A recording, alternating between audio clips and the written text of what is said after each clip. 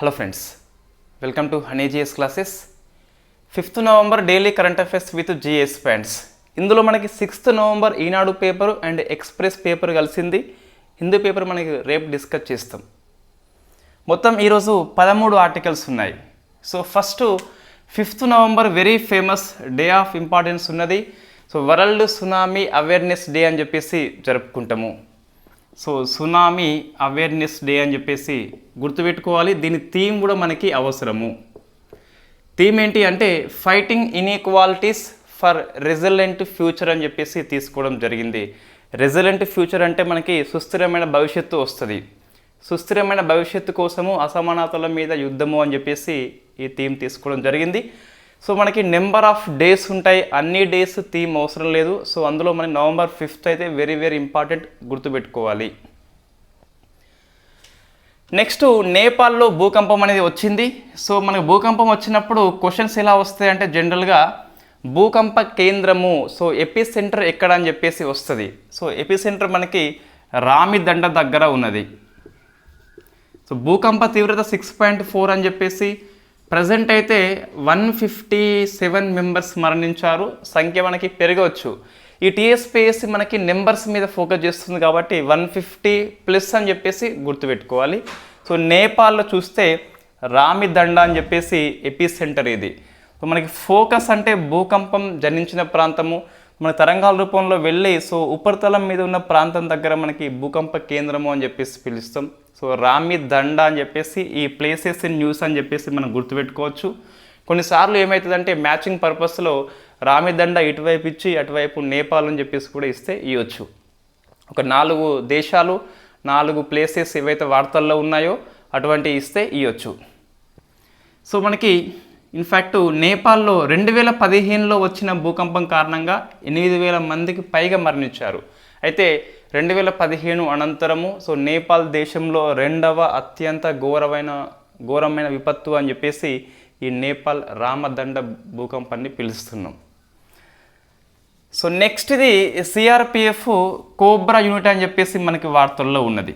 So cobra అంటే in fact ఎందుకోసం ఇది సిఆర్పిఎఫ్ అనేది ఏర్పాటు చేసింది. సో 2008 ఆ ప్రాంతంలో మనకి ఏర్పాటు చేయడం జరిగింది. గ్రే హౌండ్స్ అని చెప్పేసి పిలుస్తాం. మన ఉమ్మడి ఏపీలో గ్రే హౌండ్స్ ఉండే, గ్రే హౌండ్స్ని పోలిన వ్యవస్థ సెంట్రల్ లెవెల్లో మనకి కోబ్రా అని చెప్పేసి ఉంటుంది. So central reserved police force అనే సంస్థ మన మినిస్ట్రీ ఆఫ్ హోమ్ అఫైర్స్ కింద పనిచేస్తుంది. ఇది నక్సలైటు ప్రభావిత జిల్లాల లోపల నక్సలైట్లని అణిచివేసేందుకు నియంత్రించేందుకు ఏర్పాటు చేసిన కొత్త వ్యవస్థనే కోబ్రా అని చెప్పేసి పిలుస్తాం. ఈ కోబ్రాని మనం కొన్నిసార్లు ఈ జంగిల్ వార్ఫేర్ అని చెప్పేసి కూడా పిలుస్తాం. సో జంగిల్ యుద్ధ వీరులు అని చెప్పేసి వీళ్ళ ఎవరైతే పనిచేస్తున్నారో వాళ్ళని అలా పిలుస్తాం మనం. ఇప్పుడు ఎందుకు వార్తల్లో వచ్చింది కోబ్రా అనేది అంటే సిఆర్పిఎఫ్ కోబ్రాని జమ్మూ కాశ్మీర్ నుంచి పూర్తిగా ఉపసంహరణ చేసుకుంది కాబట్టి వచ్చింది. సో క్వశ్చన్ వస్తుంది, ఎట్లా వస్తుందంటే ఇటీవల సిఆర్పిఎఫ్ తన కోబ్రా యూనిట్ని ఏ రాష్ట్రం నుంచి లేదా ఏ యూటీ నుంచి ఉపసంహరణ చేసుకుంది అంటే జమ్మూ కాశ్మీర్ అని చెప్పేసి గుర్తుపెట్టుకోవాలి. కోబ్రా యొక్క లక్ష్యం ఏంటి అంటే నక్సలైట్ల నియంత్రణ అని చెప్పేసి చూసుకోవాలి. సో నెక్స్ట్ ఆర్టికల్ మనకి ఒక డిఫెన్స్ ఒక 2 ఉన్నాయి, వెరీ వెరీ ఇంపార్టెంట్. ఇది మన డిఫెన్స్ కిందకి వస్తుంది. సో నెక్స్ట్ IL-38SD అని చెప్పేసి మనకి వార్తల్లో ఉన్నది. సో ఇది ఇండియన్ నేవీ అనేది సేవల నుంచి ఉపసంహరణ చేసుకున్నది.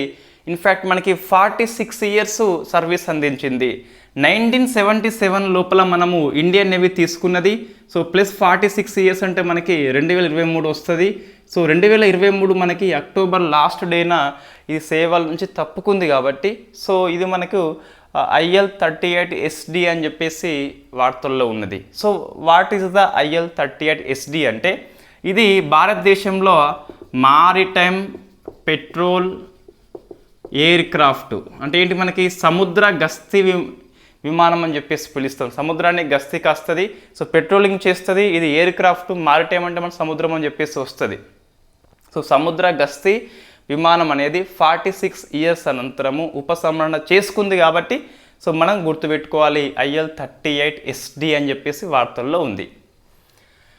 నెక్స్ట్ బులావా అని చెప్పేసి మనకి సో ఒక ఇన్ఫ్యాక్ట్ ఇది రష్యా యొక్క క్షిపణి మనకి వార్తల్లో ఉన్నది. సో బులావా అనేది సబ్మెరైన్ లాంచ్డ్ బాలిస్టిక్ మిసైల్, అంటే సబ్మెరైన్ నుంచి మనం లాంచ్ చేస్తాం. సో అణు జలంతర్గామి నుంచి లాంచ్ చేస్తాం కాబట్టి SLBM అని చెప్పేసి పిలుస్తాం. సో ఒక క్షిపణిని మనం డిఫరెంట్ ప్రాంతం నుంచి లాంచ్ చేస్తాం. సో భూమి నుంచి లాంచ్ చేస్తాం, ఎయిర్క్రాఫ్ట్ నుంచి లాంచ్ చేస్తాం, ఇప్పుడు ఏంటి మనకి షిప్ నుంచి లాంచ్ చేస్తాం, ఇప్పుడేమో సబ్మెరైన్ నుంచి మనం లాంచ్ చేస్తున్నాం. సో బులావా అనే క్షిపణి వార్తల్లో ఉన్నది, రష్యాది, ఇది SLBM అని చెప్పేసి పిలుస్తాం, submarine launched ballistic missile. So మనకి బాలిస్టిక్ పథాన్ని ఇది అనుసరిస్తుంది. ఇంకా ఇది ఇంటర్ కాంటినెంటల్ బాలిస్టిక్ మిసైల్, ఖండాంతర క్షిపణి అని చెప్పేసి పిలుస్తాం. సో దాని పరిధి మనకి 5500 కంటే ఎక్కువ ఉంది కాబట్టి దీన్ని ఖండాంతర క్షిపణి అని చెప్పేసి పిలుస్తాం. దీన్ని ఎక్కడి నుంచి మనం లాంచ్ చేసినామంటే సబ్మెరైన్ నుంచి. దాని పేరేంటి మనకి అంటే సో ఇంపరేటర్ అలెగ్జాండర్ 3 అని చెప్పేసి ఉంది. సో ఇంపరేటర్ అలెగ్జాండర్ 3 ఇది ఈరోజు మనకి ఈనాడు పేపర్లో వచ్చింది. ఇది జలంతర్గామి, ఇదేమో క్షిపణి. ఇక్కడ నుంచి ఇన్ఫ్యాక్ట్ ఇది వాటర్ అనుకోండి, ఈ లోపల మనకి ఇంపరేటర్ అలెగ్జాండర్ 3 అని చెప్పేసి ఉన్నది. ఇక్కడ నుంచి ఈ క్షిపణిని మనం ప్రయోగించినాం కాబట్టి దీన్ని SLBM అని చెప్పేసి మనం పిలుస్తున్నాం. సో వార్తల్లో కనిపించిన బులావా ఏంటని చెప్పేసి వస్తుంది. సో ఇదేంటి, అణు జలంతర్గామి నుంచి ప్రయోగించిన బాలిస్టిక్ మిసైల్. ఇది ICBM ఎందుకంటే మనకి పరిధి ఎక్కువ ఉంది కాబట్టి ఖండాంతర క్షిపణి అని చెప్పేసి పిలుస్తాం. భారతదేశంలో చూసుకుంటే సో మనకి ఇది రష్యా అయిపోయింది కదా. ఇన్ఫ్యాక్ట్ ఈ క్షిపణి యొక్క ఇంజన్ మొత్తం 3 దశల్లో ఉంటుంది. ఫస్ట్ది సాలిడ్, సెకండ్ది సాలిడ్, థర్డ్ది ప్రొపలెంట్, మనకి లిక్విడ్ ప్రొపలెంట్ అని చెప్పేసి ఉంటుంది. ప్రొపలెంట్ మీన్స్ మనకి ఫ్యూయల్ లేదా ఇంధనం అని చెప్పేసి పిలుస్తాం. 2 దశల ఘన, 3వది మాత్రం మనకి ద్రవ దశలో ఉందని చెప్పేసి గుర్తుపెట్టుకోవాలి. దీని యొక్క క్లాస్ ఏంటి అంటే మనకి బోరియో క్లాస్ అని చెప్పేసి ఉంది. సో మన క్షిపణి కాదు కాబట్టి ఇంతగానో అవసరం లేదు, ఇది బోరియో క్లాసు. సో మన క్లాస్ అంటే ఏంటి మనం డిస్కస్ చేసినాం, అందులో ఫస్ట్ దాన్ని క్లాస్ అని చెప్పేసి పిలుస్తాం, రైట్. ఇన్ఫ్యాక్ట్ ఇది 3 దశల ఇంజన్ని కలిగి ఉంటుంది. సో ఫస్ట్ 2 సాలిడ్ అయితే థర్డ్ వచ్చేసి లిక్విడ్ ప్రొపలెంట్ అని చెప్పేసి కలిగి ఉంటుంది. భారతదేశంలో సేమ్ ఇటువంటిది మనకు INS అరిహాంత్ అని చెప్పేసి ఉన్నది. సో INS అరిహాంత్ అనేది ఇది అణు జలంతర్గామి. So in fact Imperator Alexander 3 is equal to INS Arihant. భారతదేశంలో మనకు కూడా SLBM మోడల్లో ఒక క్షిపణి ఉన్నది. సో అది INS అరిహాంత్ అని చెప్పేసి జలంతర్గామి. ఇక్కడ నుంచి మనం ప్రయోగిస్తున్న క్షిపణి పేరు సో K-15 అని చెప్పేసి ఉంటుంది. సాగరిక అని చెప్పేసి పిలుస్తాం దీన్ని. సో సాగరిక అన్న ఒకటే, K-15. K మీన్స్ మనకి కలాం అని చెప్పేసి మన క్షిపణి పితామహుడు కలాం అని చెప్పేసి గౌరవార్థం మనం K అని చెప్పేసి పెట్టుకున్నాం. సో K-15 అనేది మనకి ఇది షార్ట్ రేంజ్ 750 km ఎంతో ఉంటుంది మొత్తం మీద. ఇటీవల మనం K-4 అని చెప్పేసి ప్రయోగించుకున్నాం, అదే INS అరిహాంత్ నుంచి. ఇది అణు జలంతర్గామి, ఈ క్షిపణి పేర్లు. ఇది మనకు 3500 km ఉంటుంది కాబట్టి సో దీన్ని ఇంటర్మీడియట్ రేంజ్ SLBM అని చెప్పేసి పిలుస్తాం. తర్వాత K-5 అండ్ K-6 అనేవి ఇవి అభివృద్ధి దశలో ఉన్నాయి. ఇవి మాత్రం మనకు ICBM, so inter continental ballistic missile. వీటిని మనం ప్రయోగించేది SLBMఏ, సబ్మెరైన్ లాంచ్డే, INS అరిహాంత్ లాంచ్డే, కానీ దాని పరిధి బట్టి మనం దాన్ని ఇంటర్ కాంటినెంటల్ అని చెప్పేసి పిలుస్తున్నాం. సో ఇవి మనం గుర్తుపెట్టుకోవాలి. K-15 అనేది సాగరిక అని చెప్పేసి. సో భారతదేశంలో మొట్టమొదటి SLBM అని చెప్పేసి పిలుస్తాం. దీని యొక్క పరిధి మనకు 750 km కాబట్టి షార్ట్ రేంజ్. K-4 అనేది మనం ప్రయోగించుకున్నాం ఆల్రెడీ, 3500 km కాబట్టి ఇంటర్మీడియట్ రేంజ్ అని చెప్పేసి పిలుస్తాం. K-5, K-6 అనేది మనకు 5500 కంటే ఎక్కువ ఉంది కాబట్టి దీన్ని ICBM అని చెప్పేసి పిలుస్తాం, రైట్. ఇది బాగా గుర్తుపెట్టుకోవాలి, INS అరిహాంత్ అని చెప్పేసి మనకి ఫ్రీక్వెంట్ క్వశ్చన్ అనేది వస్తుంది. సో K-15కి మరొక పేరే సాగరిక అని చెప్పేసి పిలుస్తాం. ఇదంతా మనకి బులావా కారణంగా వార్తల్లో వచ్చింది. సో రష్యాది SLBM అధ్యయనం చేసినప్పుడు మనకు ఈ సాగరిక, ఈ INS అరిహాంత్ అని చెప్పేసి గుర్తుకు రావాలి.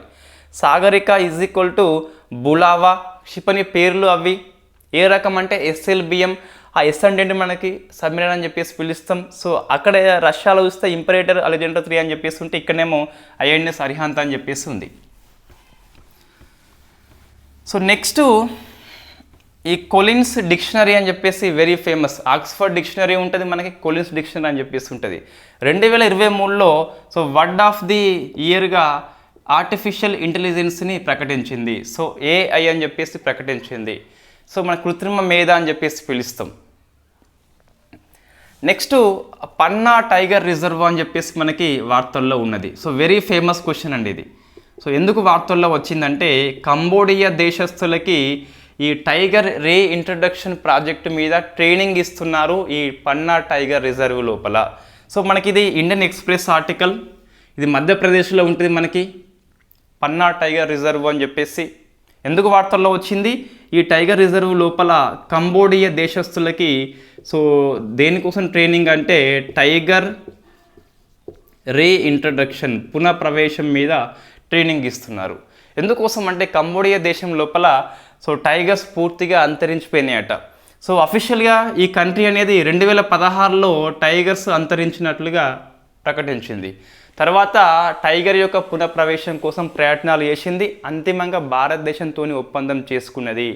సో పులుల పునఃప్రవేశం మీద మొట్టమొదటి అంతర్జాతీయ ఒప్పందం అని చెప్పేసి ఈ Panna tiger reserve plus Cambodia country Phnom Penh మధ్య మనకి నాంపెన్ మీన్స్ మన కంబోడియానే రైట్ ఒప్పందం చేసుకోవడం జరిగింది. సో ఒప్పందం పూర్తి ఖరారు కాలేదు, బట్ మన ట్రైనింగ్ అయితే ఇస్తున్నారు. ఒప్పందం ఖరారు అయితే సో టైగర్ రే ఇంట్రడక్షన్ లోపల మొట్టమొదటి అంతర్జాతీయ ప్రాజెక్టు అని చెప్పేసి దీన్ని పిలుస్తాం.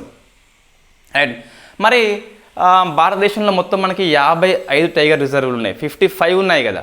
సో 55లో వై పన్నా టైగర్ రిజర్వ్ అని చెప్పేసి మనం ఆలోచించాలి. ఎందుకు పన్నా అంటే వాస్తవంగా ఈ పన్నా టైగర్ రిజర్వ్ లోపల 2009లో పులులు అంతరించిపోయినాయి, 0 అయిపోయింది. సో అప్పుడు నేషనల్ టైగర్ కన్జర్వేషన్ అథారిటీ వాళ్ళు ఈ పన్నా లోపల పులులను తిరిగి పునఃప్రవేశం పెట్టిండ్రు. ప్రజెంట్ యాజ్ అండ్ టుడే పుళ్ళ సంఖ్య మనకి 55 ఉన్నది. So most successful tiger reintroduction project Panna tiger reserve కాబట్టి అక్కడ ఎటువంటి మెథడ్స్ ఫాలో అయినాయని చెప్పేసి ట్రైనింగ్ ఇచ్చేందుకు కంబోడియా కంట్రీ దేశస్తులను అడిగి తీసుకుపోయింది. ఎన్సిటిఏ ప్లస్ ఇంకోటి ఉన్నది wild life institution of India, రెండు కలిపి ట్రైనింగ్ కండక్ట్ చేస్తున్నాయి. కంబోడియా వాళ్ళకి నచ్చితే సాటిస్ఫై అయితే ఒప్పందం చేసుకుంటామని చెప్పేసి చెప్పడం జరిగింది. సో ఒప్పందం చేసుకుంటే భారతదేశంలో ప్రపంచంలోనే మొట్టమొదటి పులుల పునఃప్రవేశం విషయంలో అంతర్జాతీయ ఒప్పందం అని చెప్పేసి పిలుస్తాం. మనం ఎలాగైతే చీతా విషయంలో నమీబియా సౌత్ ఆఫ్రికా చేసుకున్నామో అదేవిధంగా పుళ్ళ విషయంలో కంబోడియా కంట్రీ చేసుకుంటుంది. అందుకు మనకి వార్తల్లో ఉన్నది పన్నా టైగర్ రిజర్వ్ అని చెప్పేసి. నాకు తెలిసి ఇది తెలుగు పేపర్లలో వస్తే గిట్ట 3-4 డేస్ అయినాక వస్తుంది, లేకుంటే రాదు. నెక్స్ట్ ఇంకోటి ఇంటర్నేషనల్ అఫేర్స్ లోపల మాగాజీ. సో మాగాజీ అని చెప్పేసి ఇది ఈరోజు ఈనాడు పేపర్లో. సో వాస్తవంగా నిన్నటి పేపరు ఎక్స్ప్రెస్లో వచ్చింది, ఈరోజు తెలుగు పేపర్లో వచ్చింది. కానీ సో మాగాజీ శరణార్థి శిబిరం అని చెప్పేసి వార్తల్లో ఉన్నది. సో మనము జబాలి అని చెప్పేసి డిస్కస్ చేసినాము, ఒక మోడల్ క్వశ్చన్ మనం గ్రూప్లో ఇచ్చుకున్నాం. అదేవిధంగా మాగాజీ అని చెప్పేసి కూడా మనకు ఒక రెఫ్యూజీ సెంటర్, అది గాజాలో ఉన్నది మనకి. సో ఇజ్రాయెల్ మళ్ళీ దాడి చేసింది, దీన్ని వార్ క్రైమ్ అని చెప్పేసి పిలుస్తాం. So what is the war crimes మనం డిస్కస్ చేసినాం.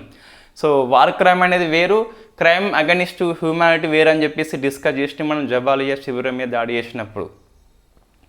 రైట్, ఇప్పుడు మాగాజ్ అని చెప్పేసి గుర్తుపెట్టుకోవాలి. సో మళ్ళీ చెప్తున్నాను, జియో పాలిటిక్స్ వార్ అని చెప్పేసి ఉంటాయి. రష్యా ఉక్రెయిన్ కానీ లేదా మనకి ఇప్పుడు ప్రజెంట్ వార్తల్లో ఉన్న గాజా వర్సెస్ ఇజ్రాయిల్ లేదా హమాస్ వర్సెస్ ఇజ్రాయిల్, పాలస్తీనా వర్సెస్ ఇజ్రాయిల్ మధ్య పోటీలో ఏ ప్లేసెస్, ఏ క్షిపణి, ఏ విమానం వార్తల్లో ఉంటే అవన్నీ రాసుకోవాలి. ఒక ప్రశ్న తప్పనిసరిగా వస్తుంది కాబట్టి సో ఫోకస్ చేయాలి. మాగాజీ అని చెప్పేసి గాజా స్ట్రిప్లో ఉన్న ఒక ప్లేస్ పేరు, అది రెఫ్యూజీ సెంటర్. సో ఇజ్రాయెల్ దాడి చేసింది కాబట్టి మనం ఖండించాల్సిందే compulsory. So India Israel support చేస్తుంది కాబట్టి మనం కూడా సపోర్ట్ చేయాల్సిన అవసరం లేదు. మనకంటూ ఒక వ్యూ ఉండాలి, అందరి వ్యూ మన వ్యూ కావద్దు. సో ఇక్కడ ఎక్కడ న్యాయం ఉన్నా మొత్తం మీద సో శరణార్థి శిబిరం మీద మనం దాడి చేయవద్దు. సో అమాయక పౌరులు వాళ్ళంతా, ఇన్ఫ్యాక్ట్ అది వార్ క్రైమ్ అని చెప్పేసి పిలుస్తాం. సో నెక్స్ట్ జల్ దివాలి అని చెప్పేసి ఒక కార్యక్రమం గౌట్ పాలసీ కిందికి వస్తుంది. సో జల్ దివాలి అనేది ministry of housing and urban affairs వాళ్ళు దీన్ని స్టార్ట్ చేస్తున్నారు. సో జల్ దివాలి యొక్క లక్ష్యం ఏంటి అంటే ఈ వాటర్ కండక్ట్ లోపల, నీటి నిర్వహణ లోపల మహిళలకి ట్రైనింగ్ ఇవ్వడము, సెల్ఫ్ హెల్ప్ గ్రూప్ వాళ్ళకి, వాళ్ళు వెళ్ళి వాళ్ళ వీధులలో ట్రైనింగ్ ఇస్తారు. సో మొత్తం మీద వాటర్ పరిపాలన లోపల మహిళల్ని చైతన్యవంతం చేయాలని చెప్పేసి ఈ జల్ దివాళీ కార్యక్రమాన్ని ministry of urban and housing affairs వాళ్ళు స్టార్ట్ చేయడం జరిగింది. దీని థీమ్ ఏంటి అంటే వాటర్ ఫర్ ఉమెన్ అని చెప్పేసి, ఉమెన్ ఫర్ వాటర్ అని చెప్పేసి ఉన్నది. నీళ్ళ కోసమే మహిళల కోసమే కన్నీళ్ళు నీళ్ళు అని చెప్పేసి ఉన్నది. ఇది జల్ దివాళీ అని చెప్పేసి కార్యక్రమం. నెక్స్ట్ మహిళా ఆసియా హాకీ కప్ని ఇండియా గెలుచుకుంది జపాన్ మీద. సింపుల్ పాయింట్, మనకి అంతకంటే ఎక్కువ అవసరం లేదు.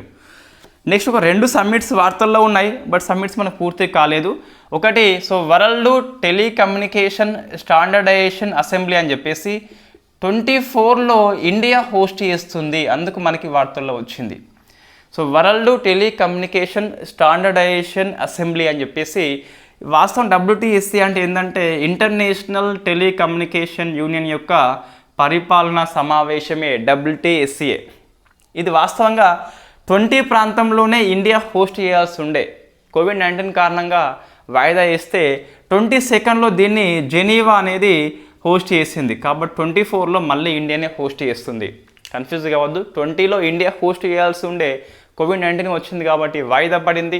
22లో హెడ్ క్వార్టర్ అయిన జెనీవా అనేది హోస్ట్ చేసింది. 24లో మళ్ళీ ఇండియాకి అవకాశం వచ్చింది. ఇండియా అనేది ఒక అంతర్జాతీయ సమ్మిట్ కాబట్టి గుర్తుపెట్టుకోవాలి. ఇంకో సమ్మిట్ మనకి వార్తల్లో ఉన్నది. సెకండ్ది వరల్డ్ లోకల్ ప్రొడక్ట్ ఫోరం అని చెప్పేసి, ఇది WHO యొక్క సంస్థ అండి. వరల్డ్ లోకల్ ప్రొడక్ట్ ఫోరం అని చెప్పేసి ఆరోగ్య విషయంలో స్థానిక ఉత్పత్తులని ప్రమోట్ చేసేందుకు WHO ప్రారంభించిన కార్యక్రమం పేరు, సంస్థ పేరు వరల్డ్ లోకల్ ప్రొడక్ట్ ఫోరం అని చెప్పేసి పిలుస్తాం. దీని సమ్మిట్ మనకి నెదర్లాండ్లో ఉన్న ది హేగ్లో జరుగుతుంది. భారతదేశం నుంచి ఈ కేంద్ర రసాయనాల శాఖ సహాయ మంత్రి మన భగవంత్ కూబా అని చెప్పేసి వెళ్ళిండు.